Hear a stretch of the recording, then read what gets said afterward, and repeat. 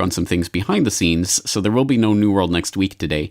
But I did want to put together this little video to share some thoughts on something that I've certainly noticed over the past several years, but certainly coming to a head as we approach November 8th, the selection day of America's next top president.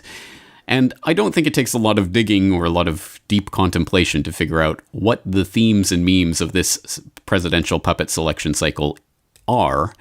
And it obviously revolves around the fact that we literally, documentably have the two least popular presidential candidates of all time running against each other right now. So clearly, one of the key points of this selection cycle is not what do you see as the vision of a happier, brighter tomorrow, so much as it is who do you hate more and what do you hate about them and how much hatred can you stir up.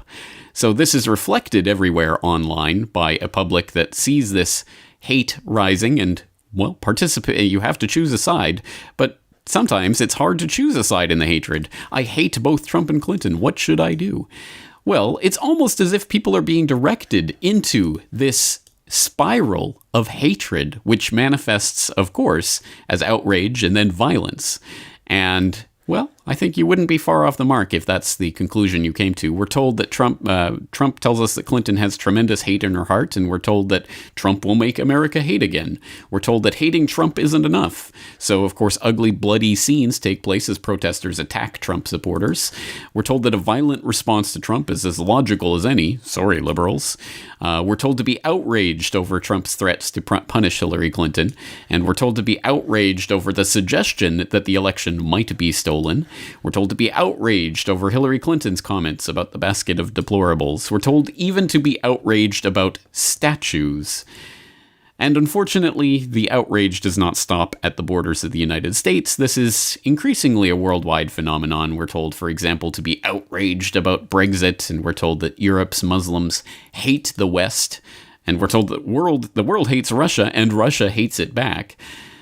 Once again, we certainly see an increase in hatred and outrage, which, of course, will ultimately manifest in violence. We see, for example, the violent escalation at the Dakota Access Pipeline as protests become even more serious there, and on and on. And we see more outrageous stories getting traction, even in the mainstream, or what passes for mainstream these days, as we see stories that usually wouldn't really even be reported on at all suddenly starting to have significance.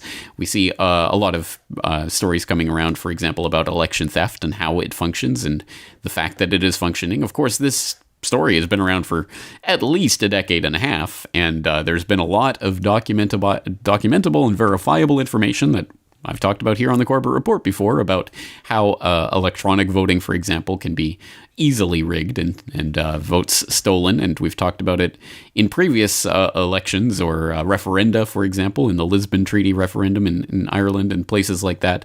But for some reason, it's gaining traction this time. It is almost like there is a concerted, coordinated hate machine that is just out there to get people at each other's throats. And lo and behold, there is. I mean, even the New York Times is reporting on Hillary Clinton's outrage machine, which uses allies to push the buttons of various media organizations and others into making non-stories into stories by basically getting people to hate again.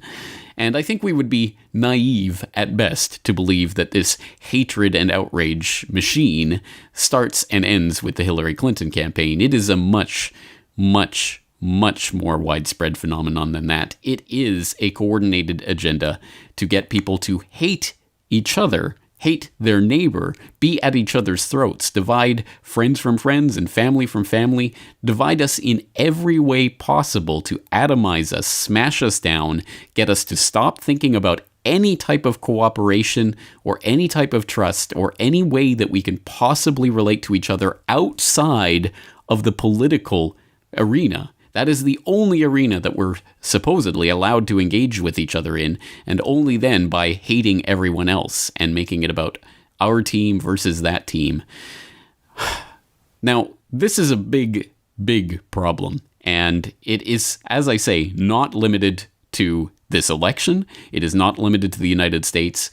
It's much more widespread. So I am going to be talking about this and addressing it in various ways in my future work. But for the moment, I'll just leave you with a couple of podcast episodes that you might want to re-explore, because I think this hatred and outrage and violence is part of a pre-revolutionary era that I think we are quite palpably living through right now. And although some people might think that they want revolution, I think the question is, what revolution? Because revolution does not always, I would almost say never, lead to the place that the revolutionaries want it to go. It has a tendency to get out of people's grasp. So in order to start thinking about these issues, I would suggest you refresh yourself with a pair of podcast episodes from the Corbett Report archives, Revolution Impossible and The Revolution of the Mind. I think these are important concepts to be grappling with at this moment in time. But let me just leave you with this thought.